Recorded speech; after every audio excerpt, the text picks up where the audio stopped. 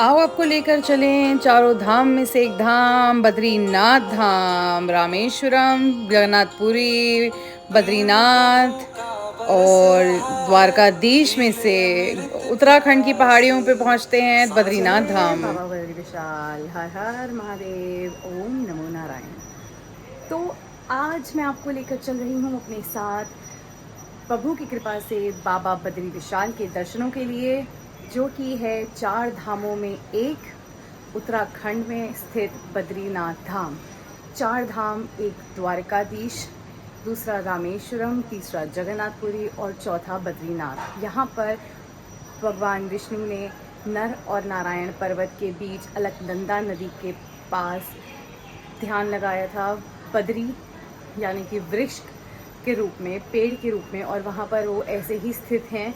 उनके अद्भुत दर्शनों के साथ आपको करवाते हैं बद्रीनाथ यात्रा के दर्शन, और साथ में ही आपको पूरी जानकारी देंगे कि आप कहाँ रह सकते हैं, कैसे जा सकते हैं और वहाँ कहाँ कहाँ आप घूम सकते हैं, खान पान कैसा है, एटमॉस्फेयर, टेम्परेचर सब कैसा है। तो आइए चलते हैं आपको लेकर बद्री विशाल। ओम नमो नारायण।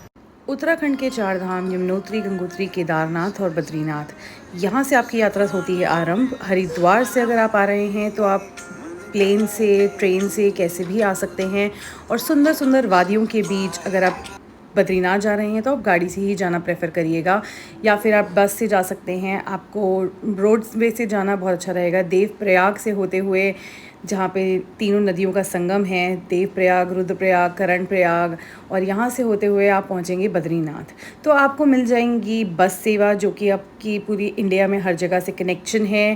टैक्सीज़ अगर आप लेंगे तो आपको 5,000 से 8,000 के बीच में पड़ेगी। हेलीकॉप्टर सेवा भी होती है, लेकिन हेलीकॉप्टर आपको सिर्फ देहरादून से मिलेगा, जो कि आपको सीधा बद्रीनाथ लेके जाएगा। तो सुंदर सुंदर हमने करी है टैक्सी, और सुंदर सुंदर वादियों के बीच से होते हुए, क्योंकि पहाड़ है तो आप प्लीज़ मोशन सिकनेस का ध्यान रखिएगा, क्योंकि काफ़ी लोगों को पहाड़ों पर चक्कर आते हैं, उल्टी आती है, जैसे कि मेरे को हो जाता है। तो बहुत ही सुंदर नज़ारे आपको देखने को मिलेंगे। खतरनाक से आपको पहाड़ भी मिलेंगे जिनके नीचे से आप निकलेंगे, गुजरेंगे, लेकिन डरने की बिल्कुल कोई बात नहीं है। हरि का नाम लेते हुए अपनी यात्रा को आरंभ करेंगे और पहुंच जाएंगे बाबा के दरबार।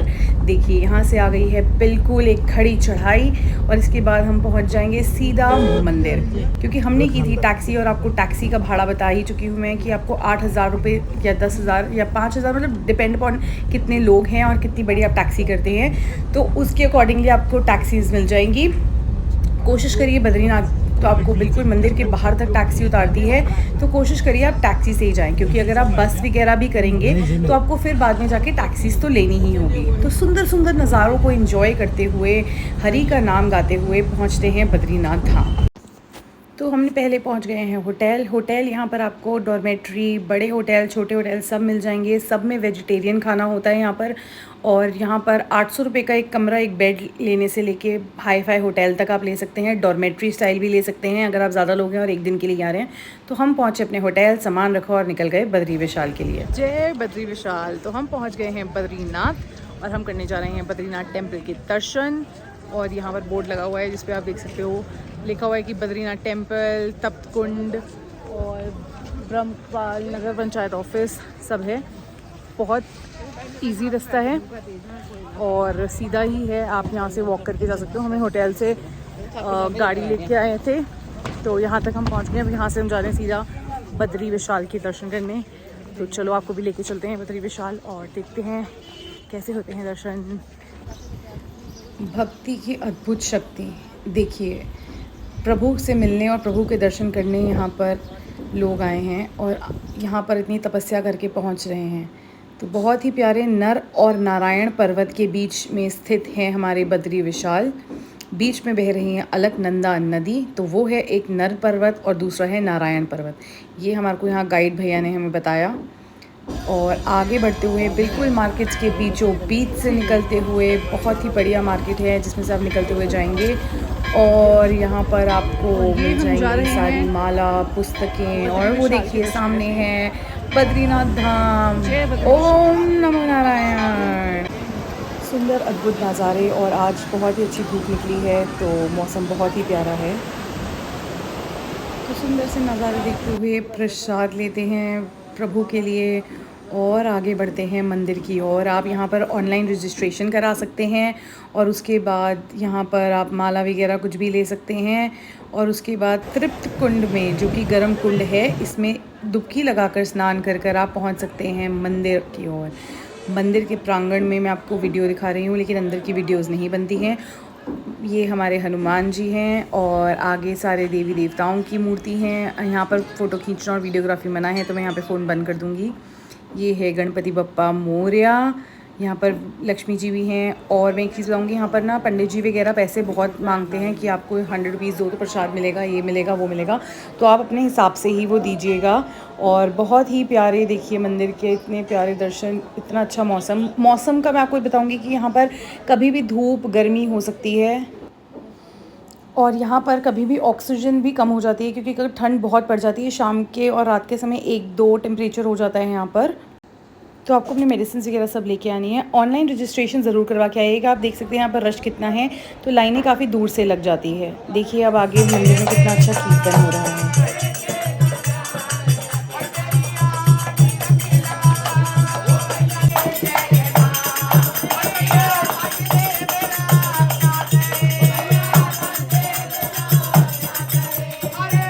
और आप सभी लकी हैं, क्योंकि हमें भी बद्री विशाल की आरती मिली थी और आप सबको भी वीडियो के जरिए ही बाबा बद्री विशाल की आरती मिली है। और अब यहाँ पर हो रहा है ध्वजा चेंज। आप यहाँ पर ध्वजा चढ़ा सकते हैं और चेंज करवा सकते हैं। और आप रश देख सकते हैं कितना है, लेकिन अब तो नज़ारे और बहुत अच्छे दर्शन होते हैं।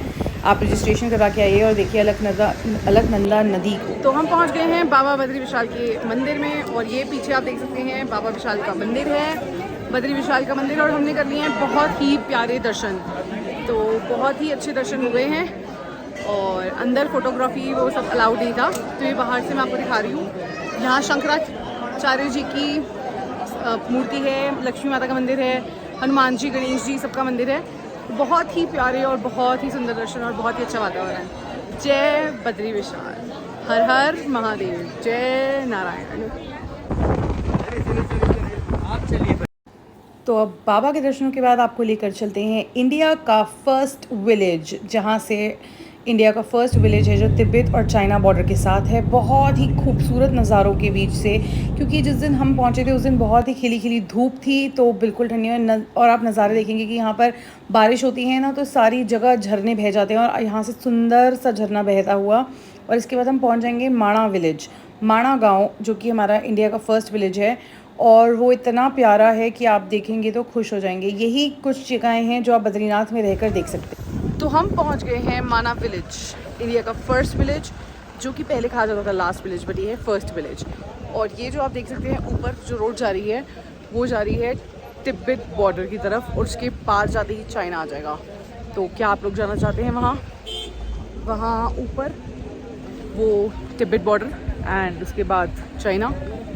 तो पहले हम माना विलेज चलते हैं और मैं आपको यहाँ से दिखाती हूँ कितना ऊपर है वो, और क्रॉस करके कैसे लगता है। और पीछे देखो क्या वादियाँ हैं, पीछे स्नो वाले पहाड़ और यहाँ सारे ग्रीन पहाड़। वो देखिए जो वो रास्ता है, वो जहाँ पे आपको ये दिख रहा है, ये वहाँ से जाएगा तिब्बत बॉर्डर। और हम देखने वाले हैं माना विलेज। वो देखिए पर्वत, विशाल पर्वत, और कैसे बादलों में घिरा हुआ है।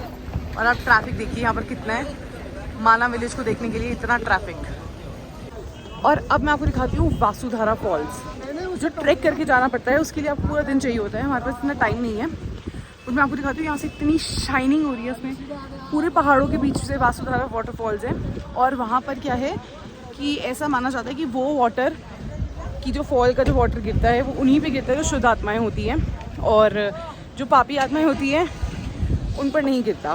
पर अब मुझे नहीं पता कि क्या है, तो लेट्स सी। मैं आपको यहाँ से दिखाती हूँ जितना दिख पाएगा, क्योंकि वहाँ पे बहुत दूर है और हम ट्रैक नहीं कर रहे, क्योंकि उसके लिए आपको फुल डे चाहिए होता है, क्योंकि आपको पूरा माना गाँव का विलेज क्रॉस करके फिर आगे जाना पड़ता है, और उसमें आपको बहुत टाइम चला जाता है। तो मतलब आपके पास फुल डे होना चाहिए अगर आप बहुत सारे ट्रैक्स करना चाहते हैं, क्योंकि बद्रीनाथ में काफ़ी जगह हैं जहाँ पे ट्रैक्स होते हैं। तो मैं आपको दिखाती हूँ वासुधारा वाटरफॉल। तो देखिए वो जो चमकीली सी धार बह रही है वो है वसुधारा वाटरफॉल, जो कि गिरती रही है शुद्धात्माओं पर अब कलयुग है तो सब पे गिरती है। इसके अंदर से पत्थर गिरते हैं बिल्कुल बर्फीले, क्योंकि यहाँ इसके नीचे ग्लेशियर है। और माणा विलेज में आपको ट्रैवल करने के लिए ये पिट्ठू भी मिलते हैं जो अपनी पीठ पे बिठा के आपको ले जाएंगे। 2 से 2,500 से 4,000 रुपये आपके वेट के अकॉर्डिंगली। और यहाँ पर देखिए बर्फ़ से लदी हुई पीक्स, और मौसम इतना ठंडा हो जाता है, शाम को हो गई है ठंडी हवाएं। तो हमने तो पिट्ठू नहीं किया और अब हम एंटर कर रहे हैं माणा गांव की तरफ। और ये है आसपास सारे गांव लगे हुए हैं, जिसमें तिब्बत से और नीचे गांव से सारे लोग यहाँ आते हैं। और ये गांव सिर्फ़ और सिर्फ बद्रीनाथ और केदारनाथ सिर्फ 6 महीनों के लिए खुलता है। तो ये सब शॉप्स वगैरह और यहाँ के लोग सिर्फ 6 महीने यहाँ रहते हैं। और उसके बाद इन लोगों के सबके गांव कोई तिब्बत से आता है, कोई नीचे चमोली से, उत्तराकाशी से, तो ये सब वहाँ चले जाते हैं। और यहाँ पर देखिए दादी कितनी क्यूट लग रही है अपनी छत पर बैठकर चाय पीते हुए, धूप के मज़े लेते हुए। और ऑक्सीजन लेवल्स यहाँ पर ना कम हो जाते हैं। जो लोग ट्रैवल करते हैं, जिसको हार्ट पेशेंट है या जिनको दिक्कत हो, तो प्लीज़ वो ध्यान रखें। अदरवाइज़ यहाँ पर एटमॉस्फेयर बहुत अच्छा है। अगर बारिश नहीं होती तो बहुत अच्छा रहता है, धूप रहती है, वरना यहाँ बहुत ठंड हो जाती है और रात को बहुत ठंड होती है। और एक चीज़ और, जो माणा गाँव अगर जाना चाहते हैं तो ये एक थोड़ा पहाड़ी पर है सारा, तो आपको पहाड़ पूरा चल के जाना पड़ेगा। और यहाँ सुंदर सुंदर चीज़ें आप खरीद सकते हैं। तो अगर आप गाड़ी से आए हैं तो ज़रूर खरीद के जाइए, ताकि ये लोग सब बेचारे इतनी ऊपर तक सामान लेके जाते हैं, उनका भी कुछ भला हो सके। तो अब हम पहुंच गए हैं गणेश गुफा। गणेश गुफा वो है जहाँ पर गणेश जी ने महाभारत लिखी थी। व्यास जी ने ऊपर से बैठकर, आगे आपको व्यास गुफा दिखाएंगे, वहाँ ऊपर से बैठकर गणेश जी को उन्होंने बोला था और महाभारत लिखी गई थी। गणेश जी ने पूरी महाभारत यहीं बैठकर लिखी है। यहाँ पर गणेश जी के अंदर बहुत ही सुंदर सी मूर्ति है। और ऊपर फिर हम जाएंगे आपको व्यास गुफा लेकर। और आपको एक चीज़ बताऊंगी कि व्यास गुफा जाएंगे ना तो वीडियो में देखना कि वहाँ पर जो व्यास शिला है उस पर तो ऐसे पूरे बने हुए हैं जैसे कि एक बुक लिखी होती है। तो पहले हम करते हैं गणेश जी के दर्शन, फिर मैं आपको लेके चलूँगी व्यास गुफा।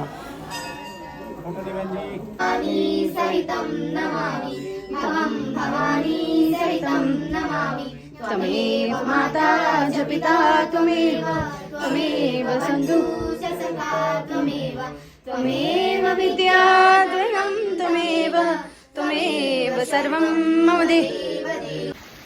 देखो अब जाते जाते रास्ते में आपको दिखेंगे ऐसे छोटे छोटे प्यारे से झरने जो सीधा ऊपर पहाड़ों से आ रहे हैं।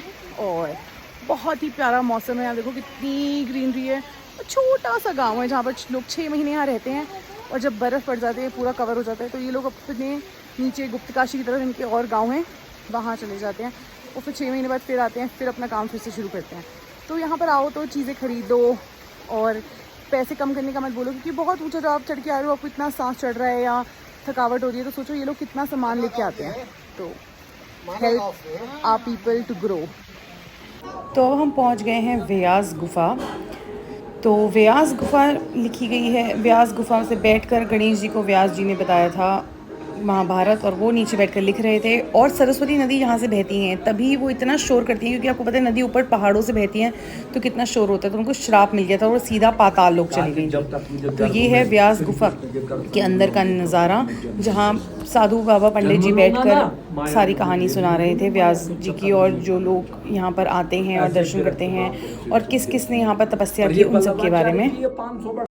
और देखिए जिस पहाड़ के बारे में कह रही थी, जो कि एक बुक की तरह लिखा गया है, इसमें कहा गया है कि महाभारत उन्होंने इसमें इस पहाड़ के पत्थर में लिख के रख दी थी, ताकि कभी फ्यूचर में जब सब कुछ डिस्ट्रॉय हो जाएगा और फिर से कभी महाभारत खुलेगी तो यहीं से वो पन्ने लिए जाएंगे। तो आप देख सकते हैं कोई भी पहाड़ ऐसा नहीं होता जो कि एक बुक की तरह होगा कि आपने एक के बाद एक पन्ने बने हुए हैं जो आपने बंद करके इस पहाड़ में रख दिए।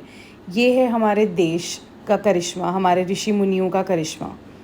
और अब यहाँ से हम देख सकते हैं जहाँ स्वर्ग का रास्ता इन खूबसूरत वादियों के बीच से होते हुए कोने में जाकर है स्वर्ग का रास्ता, जहाँ से पांडव गए थे। तो अब हम चल रहे हैं भीमशिला की तरफ, जो कि एक और बहुत ही अच्छी जगह है बद्रीनाथ में देखने के लिए। और यहाँ पर है सरस्वती मंदिर, क्योंकि यहाँ से बहती है सरस्वती नदी, जो कि सीधा पहाड़ से नीचे पाताल में चली जाती है। तो ये जो है सरस्वती माता की मूर्ति है। और तो ये है अलकनंदा और सरस्वती माता का जल, जो कैलाश मानसरोवर से आ रहा है, जो मैंने बॉटल में भर लिया है। हर हर महादेव। जब पांडव स्वर्ग के रास्ते जा रहे थे, सरस्वती नदी को क्रॉस करने के लिए भीम जी ने यहाँ पर एक शिला रखी ताकि द्रौपदी जी यहाँ से क्रॉस कर सके, उन्हें भीमशिला कहते हैं। तो आपने आवाज़ सुनी सरस्वती नदी की कितनी तेज़ थी। इसी की वजह से व्यास जी डिस्टर्ब हुए और उन्होंने उनको श्राप दिया और ये नदी सीधा बह के सीधा पाताल में चली जाती है और सीधा प्रयागराज में लुप्त नदी की तरफ दिखती है। इन पहाड़ों की वादियों के बीच में ये नदी है और इतनी प्यारी है और आगे जाके अलकनंदा में मिल जाती है, लेकिन शोर बिल्कुल नहीं होता जैसे कि नदी और वाटरफॉल का होता है। सिर्फ सरस्वती नदी यहाँ पर ही आवाज़ करती है और सीधा पाताल में। ऐसी चमत्कारी कहानी है। और इसी सरस्वती नदी के ऊपर हमारा बना हुआ एक सुंदर सा सरस्वती माता का मंदिर जो कि बहुत ही प्यारा है, जिसके अंदर सरस्वती माता जी, हनुमान जी और लता मंगेशकर जी की भी फ़ोटो हैं। और इसके बाद हम सीधा पहुंच रहे हैं स्वर्ग का रास्ता, जहां से पांडव गए थे स्वर्ग की तरफ, और ये है स्वर्ग रोहण मार्ग। यहाँ पर आपने स्वर्ग की सीढ़ी चढ़ते हैं और बाकी सब पांडव यहाँ से चलते हुए स्वर्ग का रास्ता गए थे और जहाँ जहाँ पे वो रुके उनके प्राण छूटते गए। वहाँ पर मंदिर बना हुआ है, वो बहुत आगे जाके ट्रैक है। तो देखिए सुंदर नज़ारे स्वर्ग के रास्ते। स्वर्ग तो पता नहीं कहाँ पर है, लेकिन यहाँ तक पहुँच गए और इतने सुंदर नज़ारे देख लिए, बद्री विशाल के दर्शन कर लिए। यही स्वर्ग है।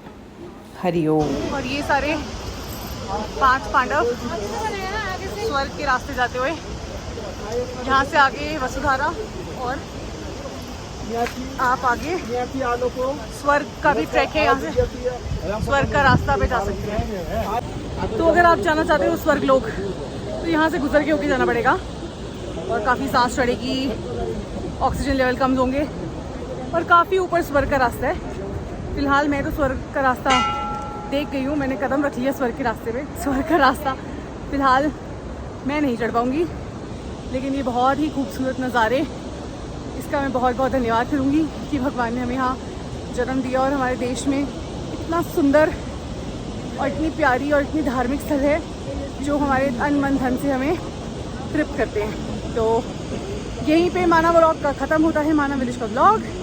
लाइक, सब्सक्राइब, शेयर और कमेंट करना मत भूलना। जय बद्री विशाल।